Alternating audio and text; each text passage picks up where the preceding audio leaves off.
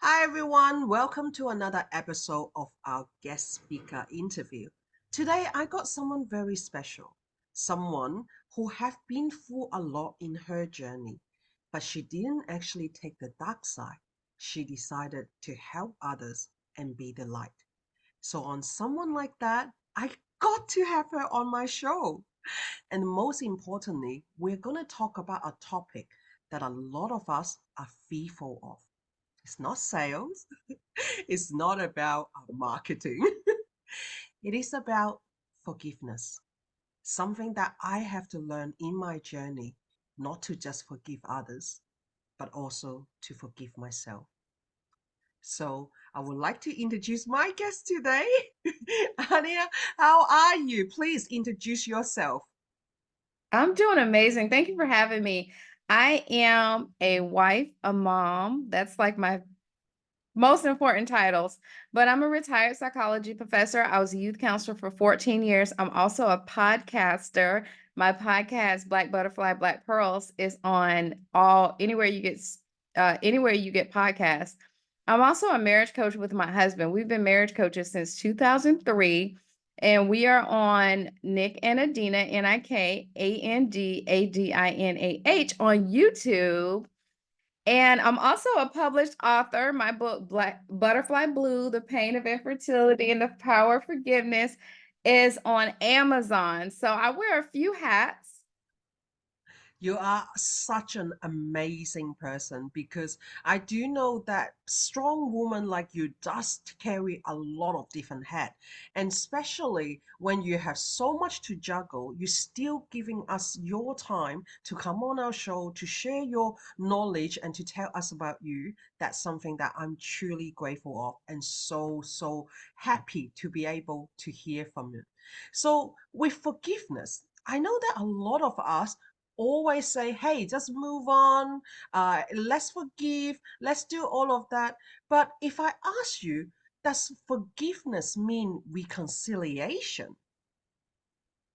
Absolutely not. Forgiveness does not mean reconciliation. I can forgive you, but understand that you're not healthy enough to be in my life. So I Ah, can forgive you and still not have a relationship with you, keep you over there. Because part of it is when you forgive someone and you give them total access to yourself again, then they oftentimes, because they haven't healed, they have an opportunity, or oftentimes they re-injure you and pull you back into the unforgiveness space. mm. And so, no, it doesn't mean reconciliation. I can forgive you, but that doesn't mean you can come to my house and have dinner. Oh, that is so good because I have a lot of women in our group saying that they've been contacted by their ex-partner.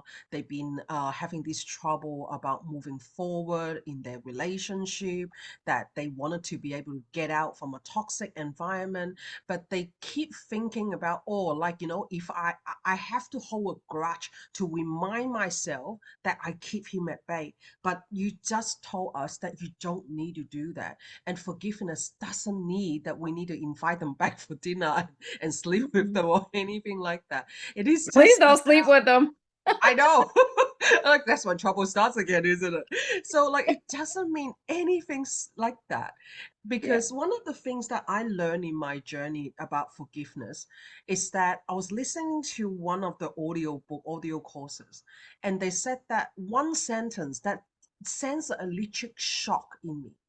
She said that you can forgive the other person, but the first person you need to forgive is yourself. You need to forgive yourself for being that person at that moment. You need to Mhm. forgive yourself for being this person that who were hurt. And you need to forgive yourself for being there, doing all the silly things that you're questioning yourself on now, and you need to forgive yourself. Oh my God, when I was listening to that, I was like, really? I need to do that? Because like a lot of listener knows that I come from a DV marriage as well. And I did a lot of healing to forgive him. But one thing I really forgot to do is to forgive myself.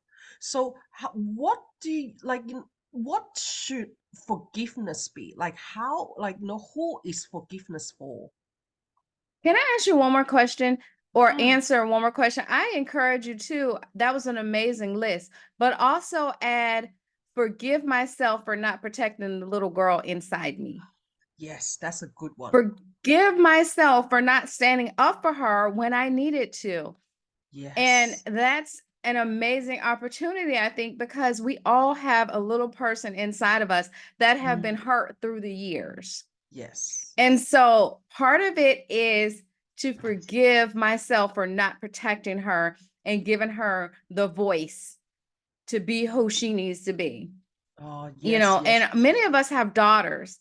And yes. so we get the chance to look in the face of a person that looks like us, act like us. We get a chance, I think, to relive our life by seeing them. Not that you're going to put so much into your daughter to where it's pressure, but we get an opportunity because, like with my daughter, she's different than I am. And if I raise my voice, she's like flustered. And so I have to talk to her differently.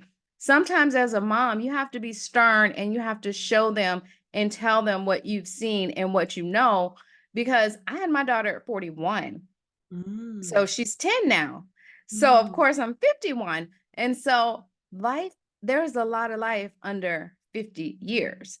And Yes. so with my daughter, I've had to say, no, no, no, listen to me, please. I've had to bring it down to where I'm not yelling and screaming, but I'm looking at her and I'm saying, this is what you need to know. This is what you need to learn from your mommy. I love you. I'm not going to tell you anything wrong. But sometimes we have to speak to ourselves as kindly as we would speak to another person. So I Oh, encourage us as women to because I say something sometimes like, Adinah, are you serious? Why would you ever do that? So I've had to talk, my self-talk had to be calmer, milder, meeker, more loving to me. So oh, that's why I would encourage you to protect that young person inside you. But that is so beautiful. yeah. So, but you had a question, and I didn't want to go off the deep end, but I did want to answer your question. And your Yeah. question was, who is forgiveness for? Mm. Forgiveness is a personal act. I Mm. am forgiving that person for me. So I don't walk around with the bitterness. So I won't walk around angry. We've seen individuals who are so bitter and so angry, you can't even speak to them certain times of the day. We've seen them, we've all seen them where it's like, and they're bringing up things that happened 50 years ago. And you're like, really? Can you just forgive that and move on so you can be healthy? I mean, we've all seen the person where you say, good morning, and we're bopping through our day, and they're like, what's good about it? Yeah. And they're spewing all that anger, hate, and unforgiveness. And we don't want to be like that, which is why I really had to go through my process of forgiveness because I did not want to be angry. I wanted to be the parent that my children needed. Oh, this is something very eye-opening for me because I didn't even look at forgiveness as such a level that understanding why some of us are so bitter. Some of us are so triggered when something is on. Because like for the last 2 days, I've been dealing with a lot of negativity in our group. And it has been draining me. I was working till 1:30 last night, trying to actually work things on. And people don't understand the amount of work it takes to actually help a community. And a lot of people feel like that they're privileged to be better than someone else. And I see it as a way that what is troubling you? What is the troubling you inside? What is that thing that I don't understand, but I don't even know how to help you with? And I think that today, listening to what you just said about who forgiveness is, that just enlightened me. I just realized that all they need is forgiveness. So guess what? I'm going to give them that forgiveness. I'm going to give them that forgiveness that they haven't given to self, that they haven't decided that, hey, I need to look deeper within myself where that anger come from, where that bitterness come from. And why do I actually get triggered like this? Because I haven't forgive something in my life. This is Mhm. just so enriching. I'm so grateful, Adina, for sharing that knowledge with us because that will help so many of us. Because I don't know, is it that stage of our lives going into menopause or going through menopause, still yet into actually trying to understand it. But I think a lot of us is getting triggered it very easily. Yeah, put a fan up. I'm looking for my van. Right. Love you for it. Oh, it's so good. Like that's what I find that it is so good to understand and talking to different people about it. I know that like sometimes being in a group that has so many people, do have 13,000 people today, and that's a big group, and we try to actually help everyone. But having that forgiveness that you just share with me, it let me understand that where their mindset is. It let me Mhm. understand that, hey, it's okay. I have extra to give and I can give them that forgiveness they need. So I'm Yeah. so grateful for sharing that with me. So, if I may ask you another question, does the offender need to know that I forgive them and forget them? No, because forgiveness is a personal act. Mm, So for me, okay, say for instance, I'm driving down the street and someone cuts me off, and mm, I'm like, that's mm. the last thing I need today. Do I need to drive by that person and say, hey, I forgive you? No, because they're looking at me like, what are you talking about, crazy? So oftentimes when people are offending other people, they're hurt. And so they're just basically wounding people in their path. So because forgiveness is a personal act, is for me, there's no need for me to have a conversation with you. And whatever that is, there are so many different techniques you can do for forgiveness. I wrote about it in my book. I did Mm, all the techniques. Me being a psychology professor, and me mm, being a counselor for 14 years, I did all yes. the techniques, and it it did not work for me until I Mm, put in my brain, oh, that's not necessary. Everything I have done is not necessary. The only thing I need to do is give myself the okay to forgive them. I have mm, to tell myself, and whatever that technique may be, sometimes I look at individuals and I look at them and I say, you're a wounded child. So therefore, I need to feel sorry for you. I can't mm, be angry at you because you're lashing out. I mean, think about it. We have a 2-year-old, and if they're kicking and screaming, we have mm, compassion for them. And that's the mm, way we have to do for individuals that are much older, but they're kicking and screaming because that's how they show that they're in pain, they're hurting. So mm, there are so many different techniques that we can use to forgive. Journaling is a major one, which is how I ended mm, up getting my book, because I just kept journaling the things that were happening. mm. Oftentimes we think we need someone to apologize to us for us to forgive them, Mm, and that's not necessarily true. I've had yes. individuals to apologize to me. I've talked about it in my book. I had Mm, an individual on her deathbed in hospice who mm, apologized to me for being rude to me for mm, years. She wrote me out of my dad's will when I was 3 years old. How do you write a 3-year-old out of a will? How do you tell a 3-year-old they can't eat, that their mm, father can't take care of them? But mm, she apologized to me on her deathbed in hospice right before she died. mm, And my rationale was that wasn't for me, that was for her. But mm. also I took from that experience, I don't wanna be on my deathbed apologizing to anybody, so I wanna get it right the Yes. first time. I wanna get it right now while I'm healthy, while I can have a relationship with individuals if I can, and that way it Mm, doesn't hurt my relationship with others. For her to go on her deathbed and to feel the need to apologize, what was the turmoil and the torment that she had? mm, What was the pain she was feeling during that time for her to mm. be that angry to write a 3-year-old out of someone's will? So I have to have compassion for her. And therefore, that gives me an opportunity to forgive that person. And I didn't tell her I forgave her because I had already forgiven her prior to that. It was my Mm, process that I had to go through. So her mm, apologizing to me on my deathbed, I was like, what do I do with that? mm, What? There's nothing for me to do. mm. That is good, isn't it? Like even just having that opportunity to apologize, because I know that a lot of us that who went through grief, that we find that we didn't apologize enough. So how would you suggest someone like that to like find that forgiveness from within? If the person apologizes to you, I think we have to work on the process of forgiveness prior to that person apologizing. I sent you a copy of my podcast where Mm, my podcast partner, we've been friends for over 45 years, and I was triggered. You have to understand when you forgive someone, you still may be triggered by something. And I'm mm, just scrolling on YouTube and was triggered by a situation that had happened almost 30 years ago. And mm, it triggered me so bad. So I went to podcast about it. And I was so good because my friend of 45 years, she's been with me the whole time and she was able to ask the right questions for me not to get into a space of unforgiveness. And when mm, individuals listen to the process that I went through with her, you can understand that forgiveness. I mean, people say things like, "Oh, I forgave that person. Like, I went to the store." Or someone will say, "Oh, I went through a divorce. Like, I went through the to the store." It's not that easy. It's a process.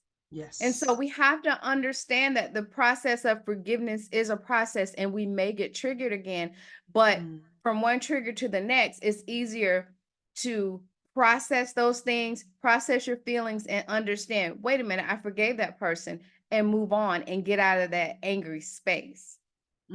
yes, if anyone's interested in looking into that podcast on how to deal with your triggers in forgiveness, feel free to check out the comments below and it will be tagged there.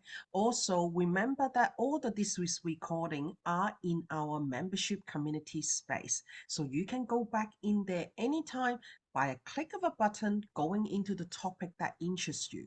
It will make it a lot easier for you to find this chapter again. So, Adina, is there any other things that you can share with us about forgiveness? And what are some of the tips that you can advise us on doing to have more forgiveness and compassion for others? I would encourage you first have compassion for yourself. Mm, Second, forgiveness is a process. Don't expect that because your process is your process. Don't expect that I should be over it already. No, that's re entering yourself if you feel that way. Also, give yourself some grace. Give yourself grace in the process of forgiveness and understand that forgiveness is not reconciliation. Oftentimes, individuals are not healthy enough to be in our life. So, mm, forgiving them is for me, but I don't have to bring them back into my circle. I can mm, forgive them and they can stay over there. yes. I can forgive them and they can continue to co-parent with me. They can continue to be my teacher or whatever the case may be, but I don't have to give them total access to me because they're not healthy enough to handle that part of it. So those are Mm, the things I would leave with individuals and take care of that little girl or that little boy inside of you. That way you can stand up for them because oftentimes that little person wants us to stand up for them and recognize that that person may be a little person that's lashing out too, but you don't get to lash out at me because I'm not going to accept that in my life. that is so true because I, okay, everybody deserves forgiveness. Okay, I do believe in that. But sometimes a lot of people are just not at the same vibration as you are going through. They're not at the right time, they're not at the right space. Give them that time to heal, give them that time to release, and give them that time to find the path that they want. And even that means that you have to cut them off in your life. Even that means that you have to block them. There's a button that I've been using a lot called ban and block. It's amazing. It's not that I hate any of them. It's not about hate. It doesn't need to go into that level. And it's more about I'm giving you space, I'm giving me space so we can actually go and heal and do that healing ourselves. Because Mhm. otherwise, I don't think anyone, even with someone like me who's always light and bubbly, we will get affected. We will get our mental mind going down the drain. And it's very easy for a woman over 40 years old going through menopause or going through menopause, trying to like find that balance is very, very tough. So don't be afraid, like what you have just said. Don't be afraid to give them that time. Cut that off, ban it, block it, see you later. It's okay. There's so many other people that are good, that understand you. that Mhm. can give you the compassion and support you need at that moment, do Yeah. it. Please do that. Well, and part of that is setting those boundaries. You have to set Mm, boundaries with the relationship because we might be co-parents. We might have to raise this child together, but you don't get to know what's going on in my personal life. I have a mm, life separate from what's going on. And here's the thing. Everybody that we forgive, I'm not saying that you have to always put them out of your life. With the mm, person in my book that I had to go through the process of forgiveness, I would tell them, so I don't disrespect you. I need a break. I need to mm, process what's happening. So let me take a break. And they would allow me that space to take a mm, break when needed. And then mm, I would come back and have a conversation with them and explain to them my boundaries and what was okay and what was not okay. We did a lot of communication mm, through the whole process of forgiveness because it was a process. I wish I could have been one of these people that I can just tiptoe through tulips and not worry about it anymore. But I did all the techniques. I did the empty chair where I screamed at the chair. I wrote journals. I yelled, I screamed, I punched things. I made that person apologize. I mean, I did all the things. mm. I'm And not what? one of these persons, people that can teach a, I can't teach a skill and not be tested through that. And so I Yes. had to do all the things until I had to realize that person had nothing to do with it. They injured me in a certain space, but I had the power to forgive them regardless to what they said and didn't say. Oh, wow. Taking that power back. Listeners, that's the key, okay? You have the power to forgive. They cannot hurt you anymore as soon as you realize you are forgotten, you are forgiven. You're no longer that little girl that been hurt. You're no longer that person who was powerless. Your current self has grown up to be so strong that you can protect your inner child again. That is such a gold piece that we just got from you. I know that I can talk to you for days about all the topic in there, and I'm really looking forward that in the future that we can meet up with you again and then doing more exercise and activity to go with you about forgiveness and understanding. And I really again thank you again for your time for giving us to us. Thank you for having me. It is wonderful to have all of you listeners coming back to our space again, and catch us again next Wednesday for our guest speaker interview. Thank you.